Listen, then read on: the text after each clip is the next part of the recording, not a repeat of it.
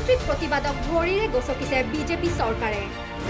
টিংখাঙত বিজেপিৰ গুণ্ডা বাহিনীৰ বৰ্বৰ কাণ্ড ভাঙি লণ্ডভণ্ড কৰিলে অনশনস্থলী। বিগত ২৭ অক্টোবৰৰ পৰাই অনশনত বহিছিল তেওঁলোক। এছআই কেলেংকাৰীৰ ন্যায়িক তদন্ত বিচাৰিছিল তেওঁলোকে। টিংখাঙৰ বিধায়ক বিমল বৰাক তদন্তৰ আওতালৈ অনাৰ দাবী তুলিছিল তেওঁলোকে। ভগত সিঙৰ প্ৰতিচ্ছবি সন্মুখত ৰাখি গণতান্ত্ৰিকভাৱে প্ৰতিবাদ কৰিছিল CPI MLA। ডিব্ৰুগড়ৰ ৰাজঘৰস্থিত কাৰ্যালয়ৰ সন্মুখত অনশনত বহিছিল দুগৰাকী ব্যক্তি। এই গণতান্ত্ৰিক দাবীৰ প্ৰতি সঁহাৰি জনোৱাটো দূৰৰে কথা, অনশনস্থলী লণ্ডভণ্ড কৰিলে বিজেপিৰ গুণ্ডা বাহিনীয়ে।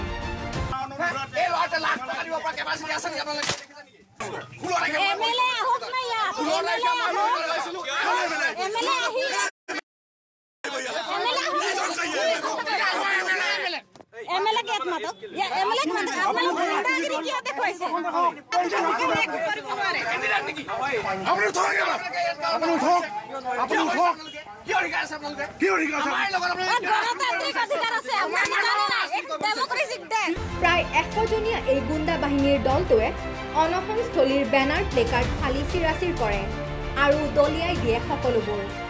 তাৰোপৰি এই দলটোৱে উগ্ৰতাৰে গালি গালাজ কৰে আৰু প্ৰাণে মাৰাৰ ভাবুকি দিয়ে অনশনৰত বলীন্দ্ৰ শইকীয়া আৰু বিতুপন বকলিয়ালক। তেওঁলোকে আহি আমাৰ এই কাৰ্যসূচী চলি আছিলে, বেনাৰ ইয়াৰ ফেষ্টুন যিবিলাক আছিলে, ইয়াৰ আপোনাৰ আঁৰ কাপোৰ যিবিলাক আছিলে, আমাৰ যিবিলাক চকী আছিলে কাষৰ ৰাইজে বহিবৰ বাবে, আমাৰ যিবিলাক তোচক আছিলে আৰু কুন্তি তাঁতী মোবাইলটো তেওঁলোকে ঠেকেচি সম্পূৰ্ণ ভাঙি পেলাইছে আৰু সম্পূৰ্ণ দাদাগিৰি যে ইয়াৰ পৰা তাত উঠি যা। বলীন্দ্ৰ শইকীয়া তেওঁ পাৰ্টিৰ চেণ্ট্ৰেল কমিটি মেম্বাৰ, তেওঁ যিটো ধমকি দিছে, তই যদি আজিৰ ভিতৰত ইয়াৰ পৰা টিংখাঙৰ পৰা গুচি যা তোক তেনে প্ৰাণে মৰা হ'ব, এনেকুৱা ধৰণৰ ধমকি আজি দিছে। আজিৰ ভিতৰত যদি বলীন্দ্ৰ শইকীয়া ইয়াৰ পৰা গুচি নাযায় প্ৰাণে মৰাৰ ধমকি তেওঁলোকে দি থৈ গৈছে। আজি মই যিসকলক চিনি পাওঁ, ৰঞ্জিত বৰুৱা মই চিনি পাইছোঁ, পংকজ বৰুৱা, তাৰপৰা ঋতু বকলিয়াল, তাৰপৰা পংকজ গগৈ বুলি এজনক মই চিনি পাইছোঁ। তেওঁলোকৰ নেতৃত্বতে বিশেষকৈ সাৰংগ বকলিয়াল, আমাৰ বৰব্ৰহ্ম প্ৰেচিডেণ্ট সাৰংগ বকলিয়ালৰ চেহেৰা দেখিছোঁ মই। এইখিনি মানুহক মই চিনি পাইছোঁ। বিজেপি গোটেইখিনি হয়, তেওঁলোক গোটেইখিনি বিজেপি আৰু মই জনাত তেওঁলোক যুৱ মৰ্চা হয়। আৰু বিমল বৰা প্ৰত্যেক নিৰ্দেশত আজি তেওঁলোকে আহিছে। এই চৰম অসভ্যালি কৰি যোৱা গুণ্ডা বাহিনীৰ দলটোক সাৰ পানী যোগাইছে টিংখাঙৰ বিধায়ক বিমল বৰাই। এই অভিযোগ CPI MLৰ। বিজেপি এটা গুণ্ডা বাহিনী বুলি ক'ব লাগিব।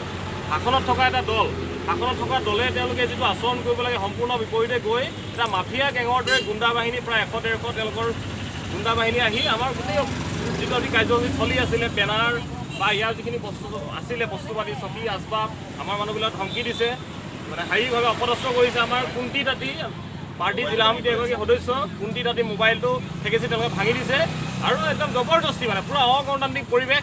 এফালৰ পৰা মানে ক'বলৈ ভাষা নাই, এইটো এটা সম্পূৰ্ণ গুণ্ডা বাহিনী মাফিয়া বাহিনীৰ দৰে তেওঁলোকে কাম কৰিছে। শাসনত থকা দলৰ দৰে তেওঁলোকে আচৰণ কৰা নাই। আমি তীব্ৰ গৰিহণা জনাইছোঁ আৰু আজি গোটেই যিটো ঘটনা ঘটিলে এইটো বিমল বৰাৰ নিৰ্দেশত হৈছে। বিশেষকৈ সৰ্বানন্দ সোণোৱালে SI কেলেংকাৰী যিটো আভুৱা বাঢ়ি থৈছিলে ভেকু ভাওনা, আৰু আজি যিটো নিউজ আহিছে SI কেলেংকাৰী তেওঁলোকে সম্পূৰ্ণ গাপ দিবলৈ গৈ আছে আৰু বিমল বৰাক যে নানিলে তদন্ত আওতালে।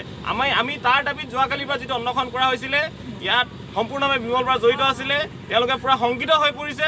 শংকিত হোৱাৰ ফলত আজি তেওঁলোকৰ বহিঃপ্ৰকাশ হৈছে। টিংখাঙৰ ইতিহাসত প্ৰথমবাৰৰ বাবে হৈছে বুলি ক'ব পাৰি।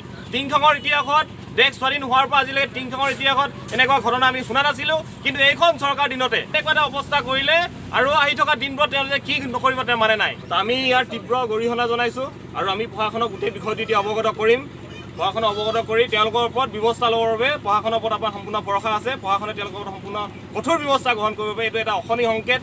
এখন গণতান্ত্ৰিক দেশত তেওঁলোকে ফেচিষ্ট যি আচৰণ কৰিলে সম্পূৰ্ণ সকলো গণতন্ত্ৰপ্ৰেমী ৰাইজৰ কাৰণে এইটো আসন্ন বিপদ।